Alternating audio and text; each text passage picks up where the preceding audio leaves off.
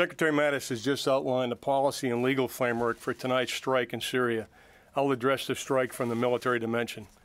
At 9 p.m. Eastern Standard Time, French, British, and U.S. forces struck targets in Syria in support of President Trump's objective to deter the future use of chemical weapons. Our forces were integrated throughout the planning and execution of the operation. The targets that were struck and destroyed were specifically associated with the Syrian regime's chemical weapons program. We also selected targets that would minimize the risk to innocent civilians. The first target was a scientific research center located in the greater Damascus area. This military facility was a Syrian center for the research, development, production, and testing of chemical and biological warfare technology. The second target was a chemical weapons storage facility west of Homs.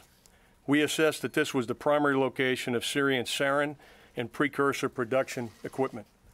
The third target, which was in the vicinity of the second target, contained both a chemical weapons equipment storage facility and an important command post. U.S., British, and French naval and air forces were involved in the operation, and for reasons of operational security, I won't be more specific this evening. Before we take questions, I'd like to address how this evening's strike were qualitatively and quantitatively different than 2017. Last year, we conducted a unilateral strike on a single site.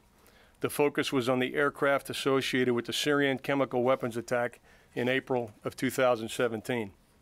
This evening, we conducted strikes with two allies on multiple sites that will result in a long-term degradation of Syria's capability to research, develop, and employ chemical and biological weapons. Important infrastructure was destroyed, which will result in a setback for the Syrian regime. They will lose years of research and development data, specialized equipment, and expensive chemical weapons precursors. The strike was not only a strong message to the regime that their actions were inexcusable, but it also inflicted maximum damage without unnecessary risk to innocent civilians.